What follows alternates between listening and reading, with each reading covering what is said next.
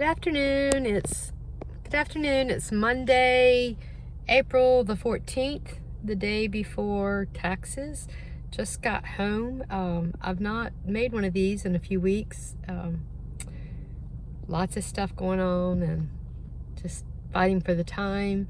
But I wanted to today. It's nice. I'm seeing the sunshine out. I just got home from work. So I'm filming from my car, actually, sitting here on the property looking out at the water, and this is my piece. I will show you the water, the point. You can see the osprey nest, and the sun is shining. It's beautiful. It's beautiful. The wind is not, the breeze is not too stiff. Just little tiny little white nips, not even caps, over on the bay side. But I wanted to talk about this children's picture book today, and I'll turn it around and show you. Maybe I will hold it here as well. The title is Shhh. It's written by Jeanne Willis and Tony Ross.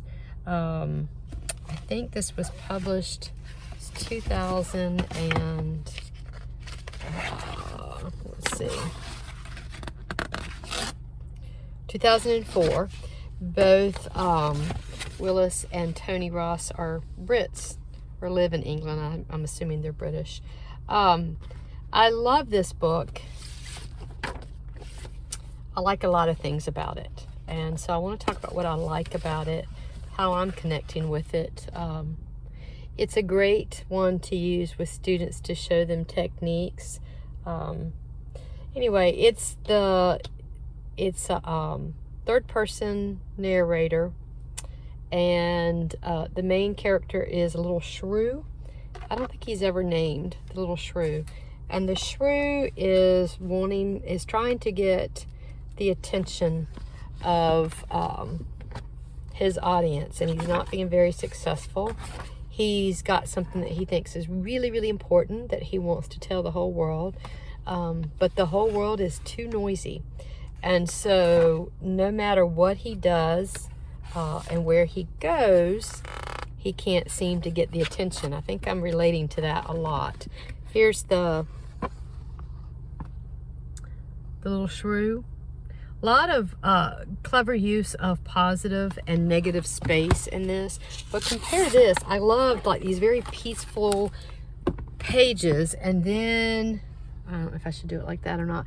Then we've got the world, the contrast. There's lots of contrast going on. This is a great book for contrast. It's, one of the techniques that I help coach my students in making their children's picture book. So we've got all the loud noises of the actual, the world, and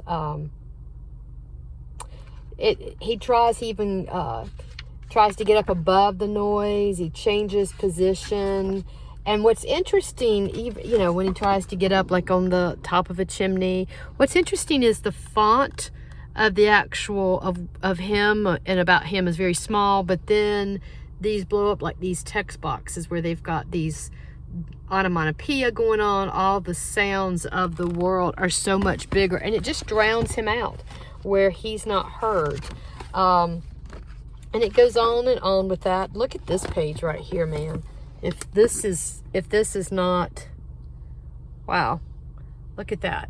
I'll tell you what, this would be a really good pairing with, and I'll have to take it in and show it. My third bell AP Lit students, we just read and discussed William Wordsworth's sonnet, "The World is Too Much with Us." And we were talking about it in the context of,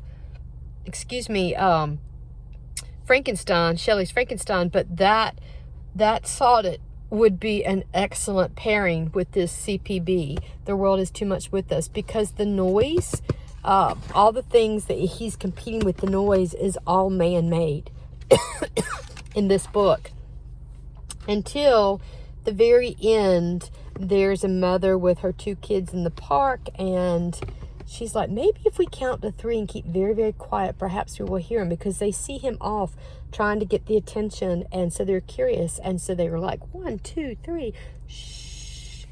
And it's amazing what happens. Look, this spread right here after that, just peaceful sky, right? And then because they stop talking and they start listening, there's peace. And it changes things and what they start noticing. I love it. And that's the secret, according to the shrew, is if we stop talking and we stop competing with all the noise and we just listen, we are able to discover just all kinds of things. One of the reasons I also love this is, I always use this as an example, are the end pages, right? So end pages, the front and back, and then look at the front and then the back. Such messaging. I love that. You go from chaos to straight lines, still colorful, still vibrant, but much more organized and calm. And I think I'm always trying to point out clever end pages to my kids. I didn't have my students do end pages the first 2 years with the children's picture book. It wasn't until, I guess fall of 2023 that I added that in as a requirement, when I started really paying attention to it. And it's my favorite part of children's picture books. When I go into any kind of a bookstore, I tell the kids this: the ones that I pick up to look at, the first thing is the cover and the title. We just did some stuff last week at covers and titles that get our attention and what makes them work. And so that's the first thing, before I've even picked it up, deciding whether I want to pick it up based on that title and that cover.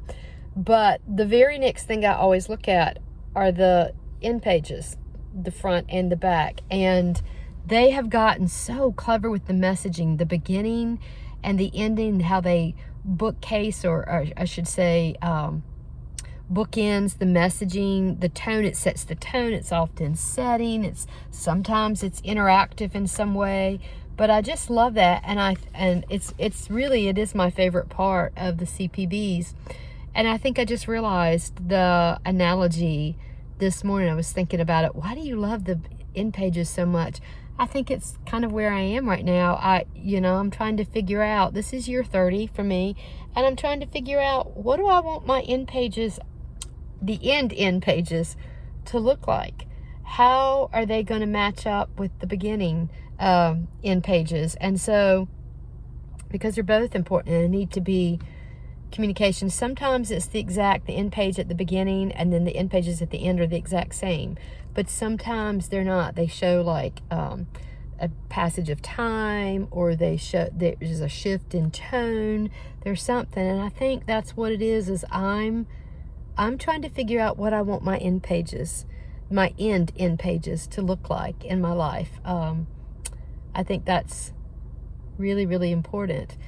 And so, and I felt a lot this year, like the shrew, that I just haven't been able to get, the people to listen in some way. I don't mean so much literally, although sometimes it's literally too, but figuratively, to feel like my voice is being heard. And I don't know, that's an interesting place to be. But anyway, I think I would put this with William Wordsworth's The World Is Too Much With Us. I think this is a perfect example with that poem. So I'll definitely post that poem. It's a sonnet for those of you that teach some sonnets. It's another way to tie in with AP Literature and Comp, because their CPBs specifically have to address poetry. So we are coming along in my classes. We are drafting. We're aiming for the first draft to be complete before we leave for spring break. So I've got 3 more days this week. Thursday is the last day before our much needed, much delayed spring break. It's very late this year. So Our students, let's see, Knott's Island Elementary comes on May the 19th, and then Shawbur Elementary will be coming on May the 20th. So we are working away. Of course, I've got the AP exams, my AP Literature and Composition the first week of May, and then the AP Language and Composition the second week of May. So they're coming up as well. So it's end of the year, but it just seems like, hold on, take a deep breath. And it's just a all-out sprint to the end of the year to cross the finish line. So I'm really looking forward to crossing that finish line this year.